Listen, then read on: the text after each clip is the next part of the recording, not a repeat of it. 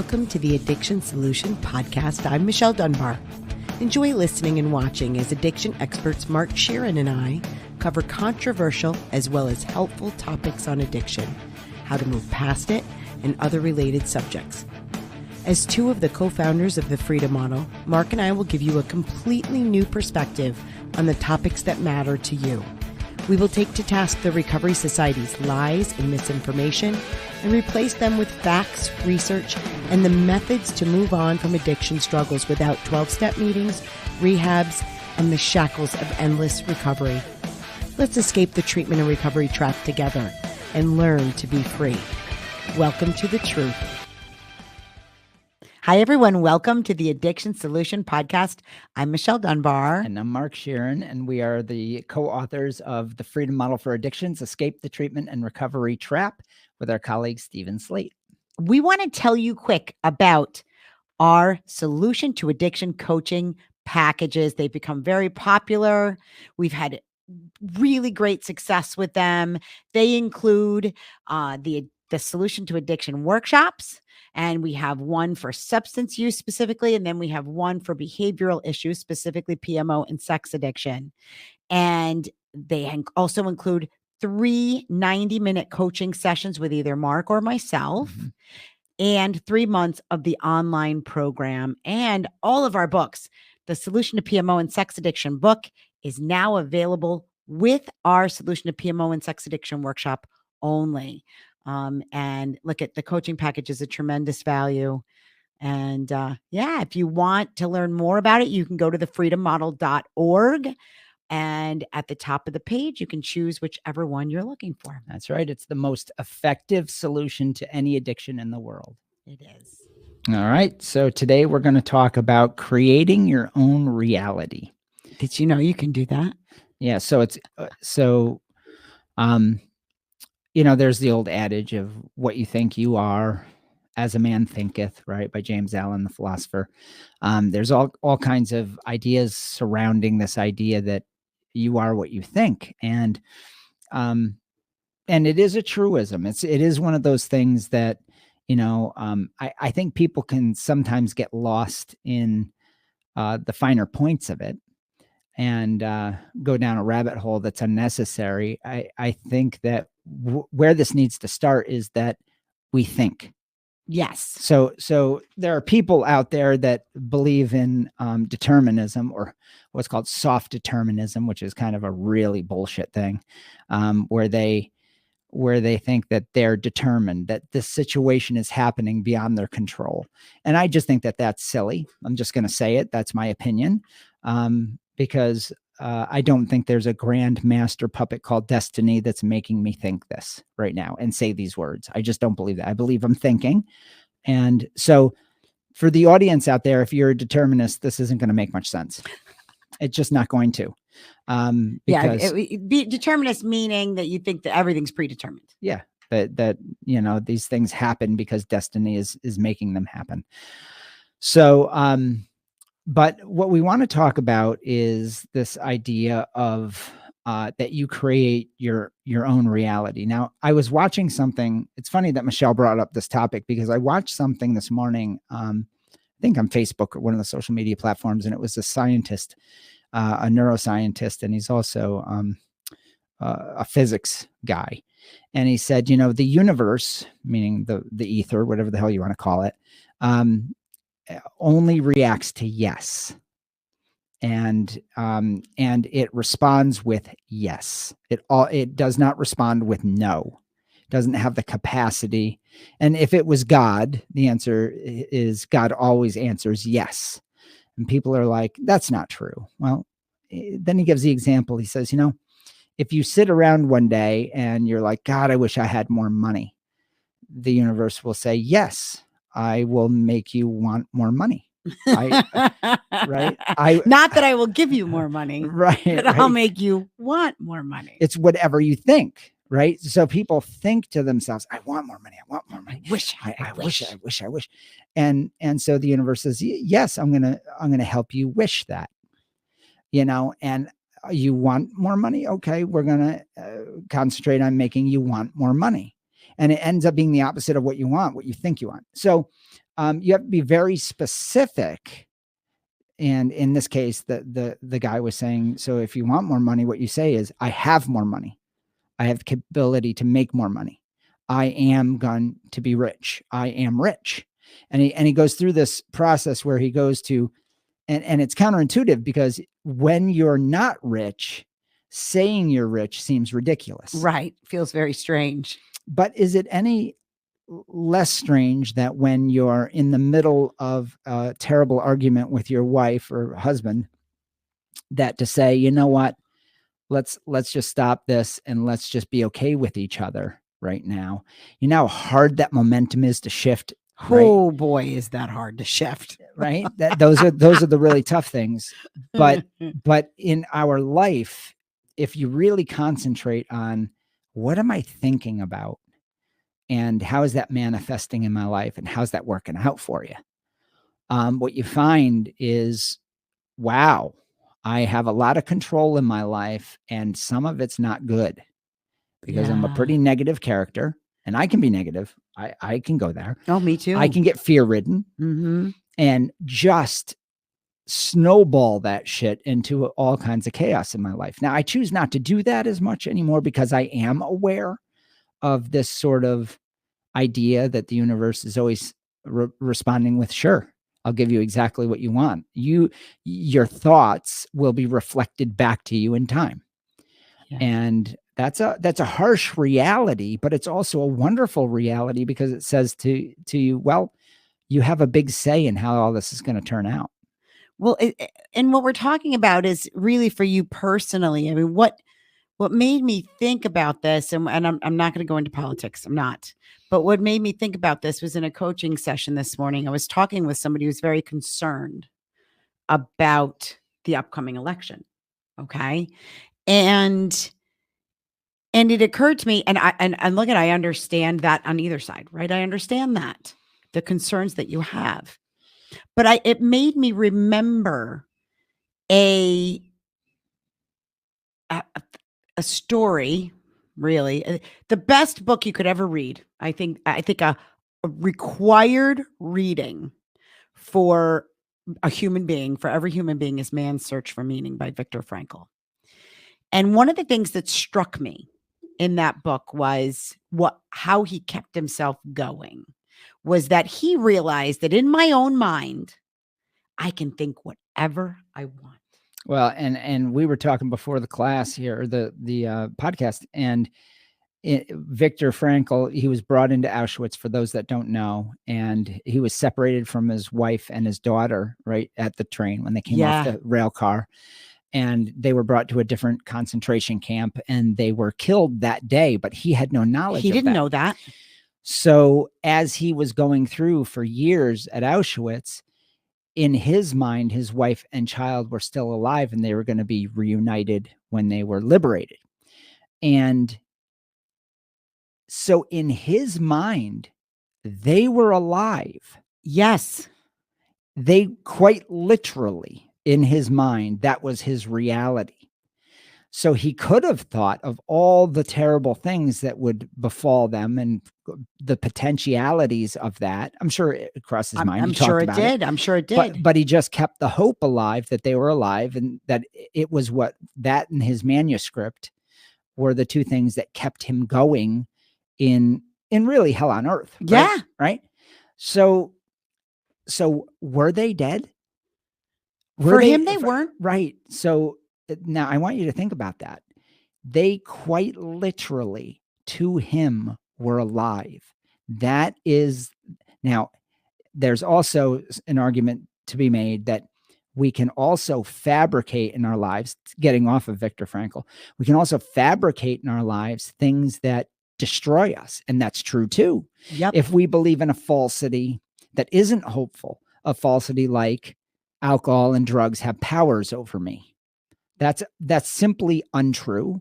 It's not objectively true, but if you believe it, by God, it feels exactly, it is your truth.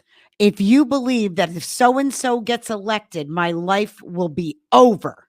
If you believe that my life will be bleak because of who the president is. If you believe, for example, that if this happens, then things will be horrible. Then they will. Well, you'll see it and you'll manifest it in your own life. You already are You are. manifesting it.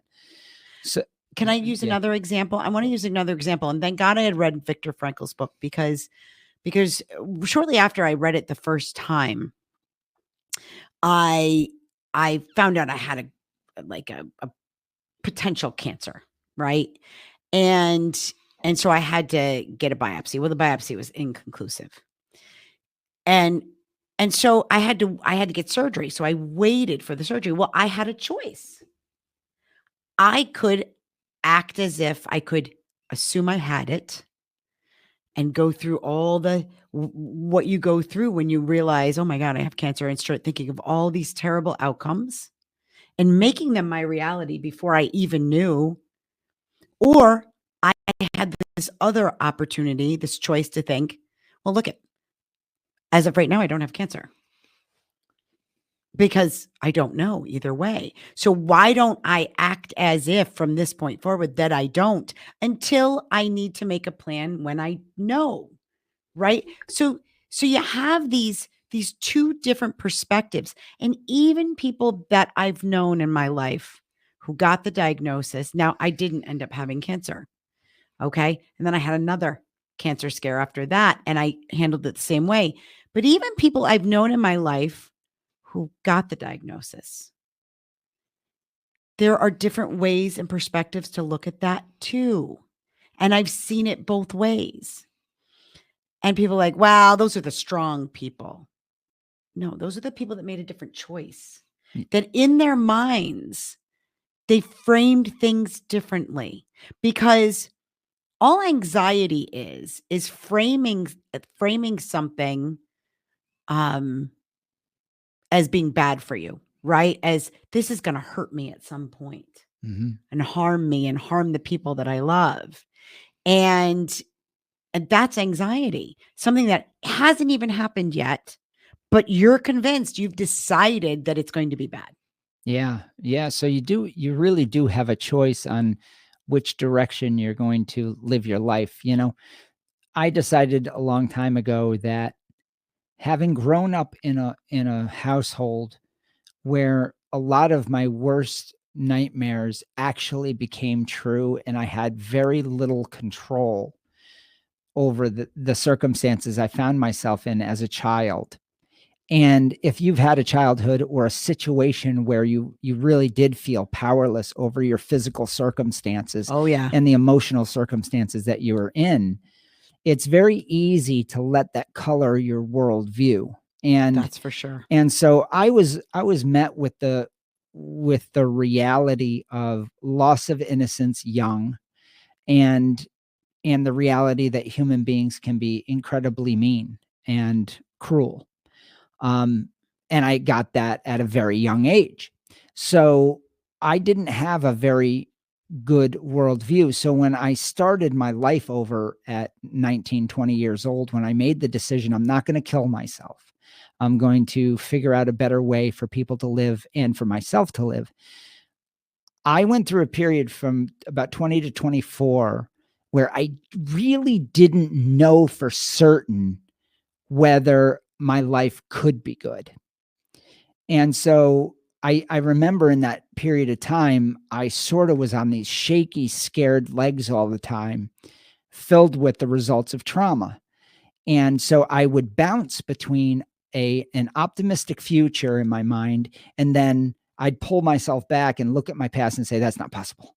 And I'd get really frightened. And so I'd vacillate between these two worlds.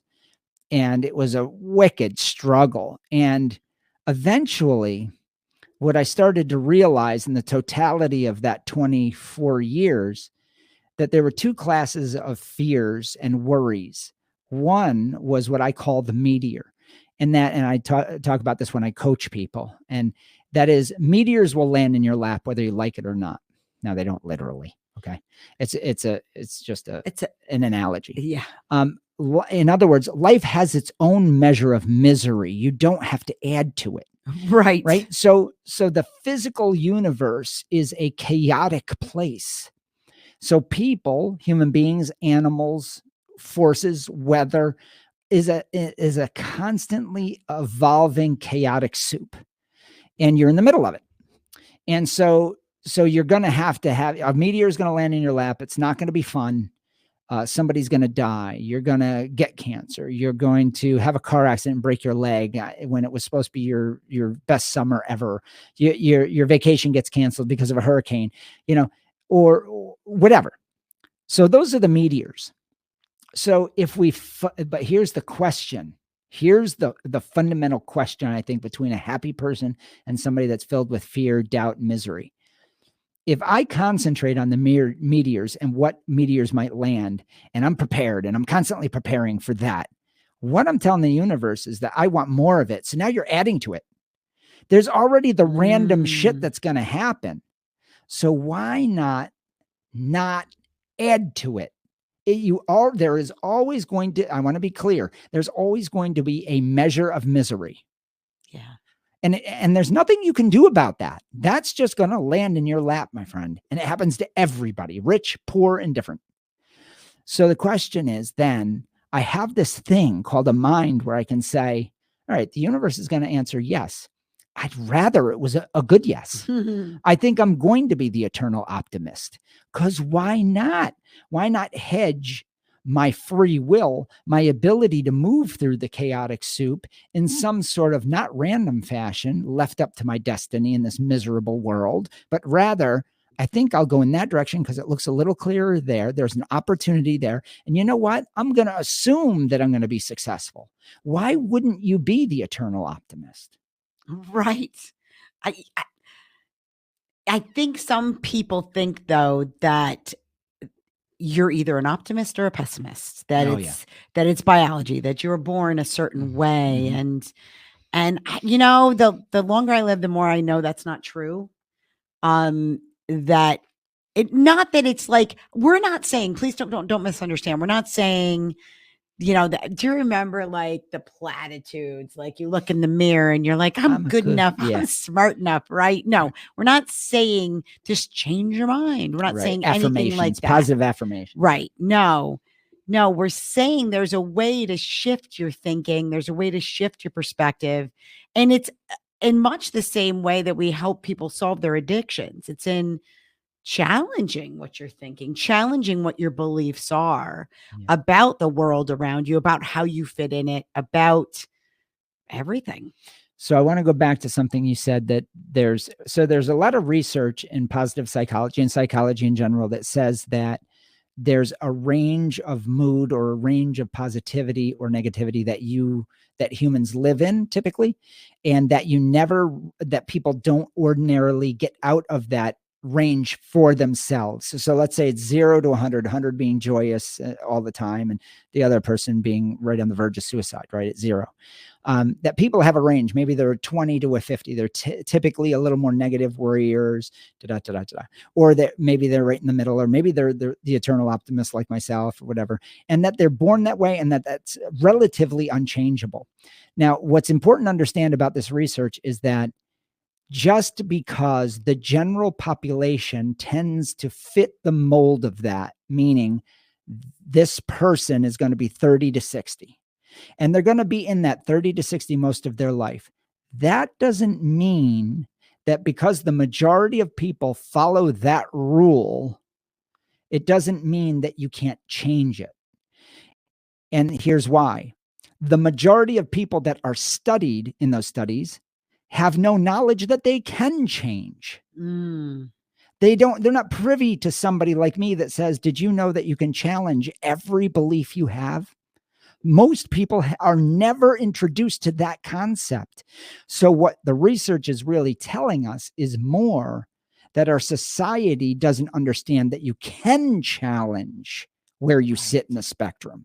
That's a great point. So we all fall into, can't, teach an old dog new tricks. I mean, we have all these, they're not truisms. They're just sayings that reinforce that you're fucked. Right. And what I'm saying is I went from probably on that scale, suicide to maybe 25%. Most of the time I was in the scale way on the bottom, terrified all the time, traumatized, hurt, beaten. molested, all these things. And I didn't have any knowledge that it was going to get better. Because I remember when I met Jer and I met Michelle, I was like, I would sit there and say, you know, people say it gets better. I had no experience that it got better. It just kept getting worse and worse and worse and worse. So my personal experience was I had to go out on complete and utter metaphysical faith. I had to literally talk to myself and say, you know what? Fuck it. I'm going to think positive. And I was talking to somebody this morning. I'm sorry to commandeer so much. I'll show No, that's okay. But I was talking to somebody this morning and they know my past. And this fellow was on the phone with me. He goes, how the fuck did you climb out of that pit? And I said, you know, I just made a decision when I was like 18. And there were a couple of small decisions when I was a kid where I realized that if I sort of got into myself, cocooned into myself, that I could control a certain amount of my life. And when I realized that, I said, maybe I can expand that a little and move out and take a chance. And it turned out a couple of times positive. And that was, and here's the beauty of when you're totally screwed as a kid. Anything positive cranks you forward. You know, if somebody has generally a good life and they want to rise to be the cream of the crop, that can be a little bit difficult because you already have a lot of good. But when you got shit, I mean, really, like you want to blow your head off like on a daily basis. And then somebody comes along and gives you a random act of kindness, some words or a hug because you've never been hugged before. You break down. It's like, it feels like heaven to you. And then once you grab that, you're like, okay, I want more of that. So I think that for the people that are really downtrodden, we see it with immigrants. A lot of times my parents were them. They lived in war-torn Germany. They come to America. My dad said, I made more money in 30 days in Staten Island, my first 30 days here, than I made my whole life in Germany. And he goes, I wasn't going to leave. I wasn't going to leave. I said, I'm going to be a citizen of this great country. And he made fortunes and became a world-renowned scientist. And he came from having nothing in a bombed out house in Germany. I think that's such a good analogy for life in general, because it's an interesting thing, because when you open your mind to the possibility, like for the longest time, I thought I was just mentally ill. I mean, I thought I was just one of these because I was kind of a quirky kid. I was a weird kid. I thought weird things, and I had a tendency to be a drama queen. I had a tendency to think the sky was falling and had horrible anxiety. I went through bouts of OCD and just. Oh, you were traumatized. I was traumatized as a kid, and so I just I had terrible nightmares, and so as I was growing up, I just thought that's who I was. I thought I'm just, and then I got the diagnoses and I'm like, so there it is. Right. I'm bipolar. I have extremes and I'm not very likable. And I just thought these things. And when I learned from someone that maybe that's not true, maybe I have control. And then I started to run, I run my personal experiments. Like a good personal experiment that I ran was, I mean, I used to imagine worst case scenarios. I think I said this earlier. I used to imagine worst case scenarios and I get myself all worked up that they were going to happen. When I was young, and you talked about this. Yes, when I was young, sometimes they did happen. I mean, truly, like I think that's where I learned that yes, I have no control. I have no control. Yeah. Bad things do happen to me. But as I was an adult, and she said to me, she goes, well, how often do they happen as an adult? And I'm like, almost never. I mean, I would imagine catastrophic things. And she goes, well, maybe you can imagine best case scenarios. So I started practicing that. I started thinking every time that would come in, that's worst case scenario. I think, I was going to a job interview. I think I'm going to make a fool of myself. And I'd be like, no, I'm going to ace this job interview. Like I would literally just kind of change my mind and no, I'm going to really do it. I'm going to ace this. It's going to be great. I get the job that day. I got the job. Like literally that mindset changed everything. And so, like your dad coming to America and he realized, I'm never leaving. I started thinking, oh, I'm never leaving that mindset, that the best case scenario is going to happen. I'm going to practice that. I'm going to practice that skill because, and then I started reading books about, I think I read this book, The Happiness Advantage. Oh yeah, yeah. It's like a business kind of book. And I mean, he talks about this, like, are there people that are just born a certain way? And he's like, no, it turns out that positivity is a skill set. And like envisioning success is a skill set that you can hone and practice and hone. And but it's not just a matter of changing your mind. What it is challenging your beliefs, Right. is Right. questioning them. So this is kind of like even expanding on what we said last week, which is, yeah, maybe what I'm thinking isn't accurate. Yeah. So when I know you do this when you're coaching. So when we're coaching and in our workshops, I give little tools, right? Yeah. Here's a tool that works really well. So I learned this, I can't even remember where, but so if you have a situation that you look back a year ago, and there's a specific situation where you look back and you say, what could I have changed a year ago that I wish I had changed, but I didn't? That, so you look back a year and you say, geez, I wish I had changed that because now it would be finished. Yeah. Right. So what can you do now so another year doesn't go by and have that regret? And it's a simple thing, but it changed my life and it changed my business attitude. So my point was, let me give an example. So I had a project called a podcast that I'd thought about years ago and I didn't do because I was frightened to get on a camera. And in those days, it wasn't even cameras. It was just the microphone. It scared the shit out of me. Right. This scared the shit out of me. It did. And then a year went by and me, Steve, and Michelle got on the phone. I remember I was on my front lawn at my old house and I was like, we're going to do a podcast because I read. I wasn't even sure I knew what a podcast was when you said that. Yeah. I'm like, what the hell's a podcast? Because I had read that exercise. I forget where I read it, but they were like, what would you have done a year ago that you wish you had just tackled? And they said, do that now. Don't let another year go by. Yeah, that was like probably like 2017. And I saw that. I got on the phone. I called Steve. I called Michelle. I said, Monday, we're going to do our first podcast episode. And my God, were we terrified. Had no idea what we were doing. And now it's ridiculous to me. It's been, we have people who follow us from all over the world, and it's so easy for me to do. So what I do now is when I have an idea, I pull a Teddy Roosevelt. And Teddy Roosevelt said, and I've used this in podcast episodes as well.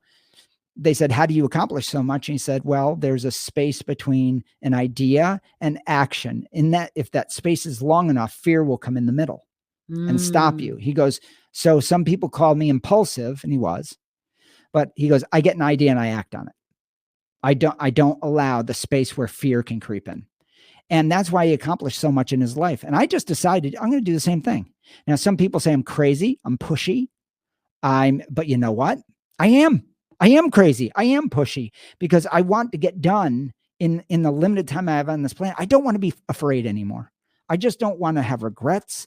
I don't want to wonder, what if I had taken that business chance? As long as I'm willing to pay the consequences, and I am, for being impulsive sometimes, fuck it. I'd rather do that than sit back 3 years from now and say, there was that opportunity. Why did I not do it? Because fear, negativity, and all of that is your inheritance. It's the natural inheritance of humans. I would rather get rid of that inheritance, throw it out the window, and take chances. So these are little tools that I teach in coaching, depending on the situation, of course. And I tell people, do you have regrets? What is something you should have done a year ago that you regret not doing? Let's do it today. And what ideas do you have today that you're afraid to make? Do you want a year to go by? Why don't you just try it? And while you're doing that, though, and this brings back the mind in it, and Viktor Frankl and what lessons we can learn from that, which is if I can, the anxiety, the fear that you have is always imagining this is going to go bad. Right. Right. But what if it isn't? What if it's going to be better than you can possibly imagine? What if the outcomes are going to be like way beyond what you were? I mean, the truth of the matter is, when we sat down to record that first episode of this podcast, I couldn't have foreseen what we're doing today. I like when I mean, publishing the freedom model, like we could not have predicted that would be worldwide, that this would become, that it would help literally thousands and thousands of people. Like where it has gone has been, it's been tremendous. But when we sat down to record, we were terrified. The three of us were huddled around one little microphone, right? Yeah. And just thinking, okay, let's just do it. Yeah. What are we going to talk about? Let's just do it. But it was a blast. Yeah, it was, but it was wholly uncomfortable. I've done a lot of things that are uncomfortable.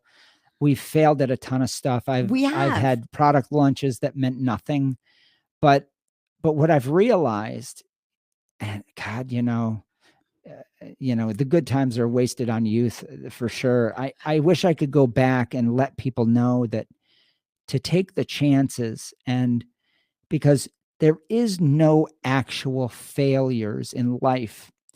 Failure is how you see it. And there is no actual failure. There's just learning. So in this lifetime, we're all going to take a dirt nap at the end, whenever, and we have no idea when that's going to happen. So the question is, how much learning did I do? How much, I don't care if I fail anymore. I don't care if I make an ass of myself. I lay my whole life out onto the internet because you can't hurt me. Mm-hmm. How could you hurt me? Could you make fun of me? I don't give a fuck, because I'm completely an open book.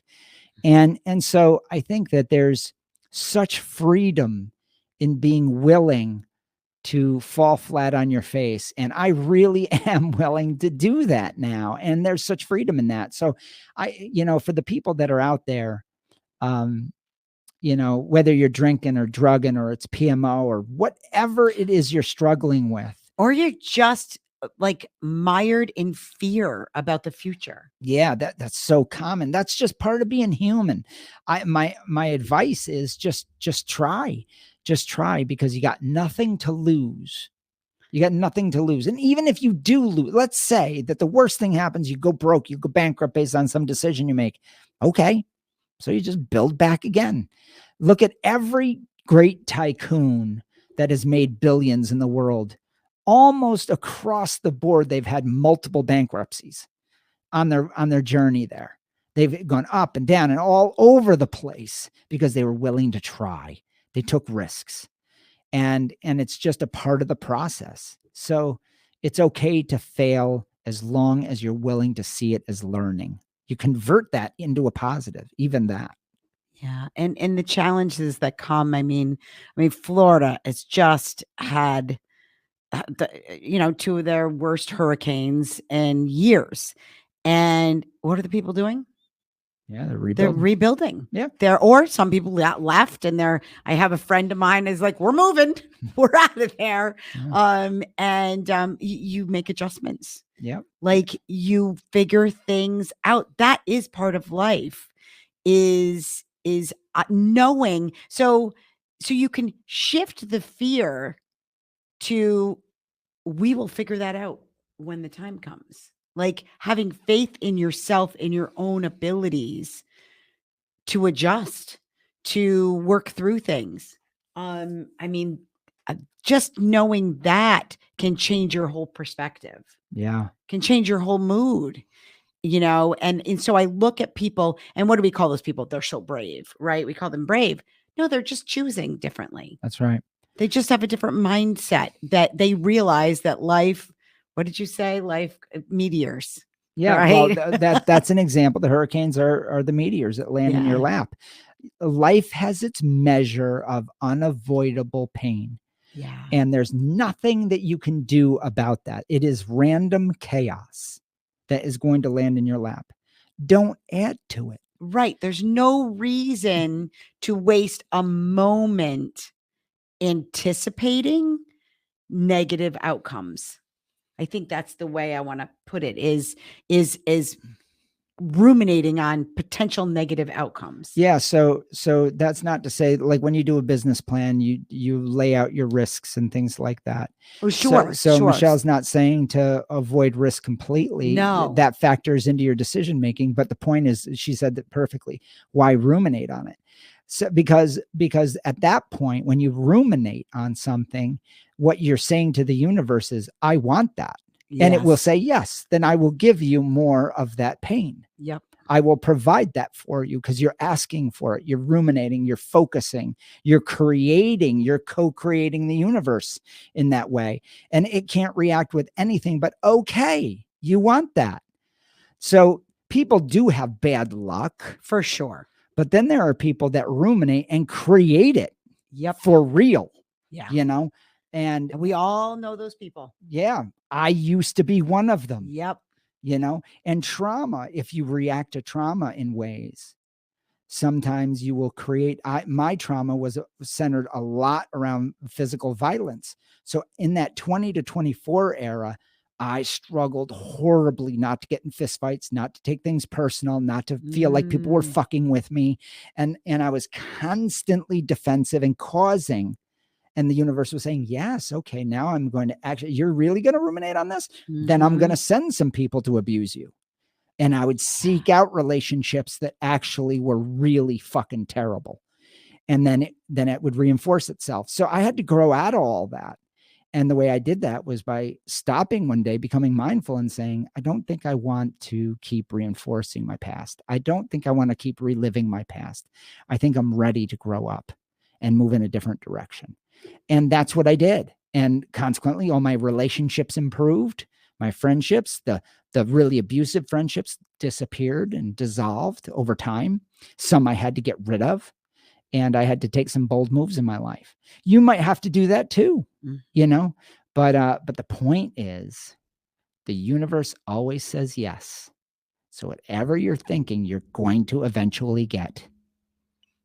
And so be very mindful of what you're asking, what you're telling the universe you want to receive. And now the last thing I want to say is the meteors, some of you might be thinking, well, I didn't ask for any of this. And that's true. Right. The meteors are real. Oh, yeah. But how we react to them matters. Yeah, and are you going to live your life? When I do coaching, I say, are you living your life by the negativity that happened to you 20 years ago, 5 years ago, 6 months ago? Are you reliving? Are you casting that out into your future and reliving it over and over and over again? I guarantee you're not going to move on from it then. So this idea of catharsis, of constantly talking about your problems, that creates more of it, folks. For sure. So the answer to these things is moving on, and moving on with a different attitude. Yes. I think we're going to end it there. Listen, if you like our podcast, please give us a 5-star rating wherever you listen or watch. We love your comments on YouTube. Definitely tell us what you think. And if you know somebody that's struggling, or if you're struggling and you think coaching, with one of us would be helpful, we would love to work with you privately. You can go to thefreedommodel.org. You can check out the Solution to Addiction workshop, or the Solution to PMO and Sex Addiction workshop. So we have the package where the workshop and the coaching are together. That's probably the most popular thing we're doing right now, and it's super effective and it's affordable. It sure is. So go to thefreedommodel.org or give us a call at 1-888-424-2626 and tell your friends about the Addiction Solution podcast. All right, everybody. Take care.